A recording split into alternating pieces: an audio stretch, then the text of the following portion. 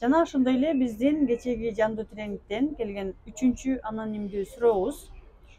Саламатсызбы Заткан? Мендеги көйгөй балам ооруп калгандан баштап мен ата-энем жөнүндө ойлогонго эч мүмкүнчүлүгүм жок. Өзүм эмне болуп жүргөнүмдү сезе албайм. Бул жерде караңыз. Сиз балаңыз жөнүндө ойлонушуңуз керек. Ата-энеңиз жөнүндө ойлонбошуңуз керек.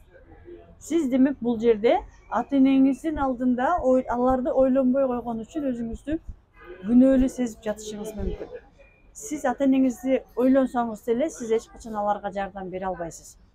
Тескерисинче балаңыздын ооруганын айыктырыш үчүн, балаңызга жардам бериш үчүн сиз ата-энеңизге ыраазы болуп, балаңызды көбүрөөк ойлонуп, балаңызды көбүрөөк кучактасаңыз, ата-энеңиз сизге да ыраазы болот, сиз дагы балаңызга ыраазы болосуз, балаңыз сизге ыраазы болот, ошондо баары ордуна келет. Андыктан биздин трансформация курсунда албетте бул нерсенин баардыгы берилген. Адамдын ар бир биздин үй бүлөдө ата-энебиздин, биздин балабыздын орду бар. Баарыбыз тең ордубузга коюлушубуз керек. Анан ошондо бири-бирибизге келе турган, бири-бирибизге бере турган сүйүү, ойлонуу ошол жакта бар. Ошондуктан албетте сиз бул жерде өзүңүз менен иштөөңүз керек. Рахмат.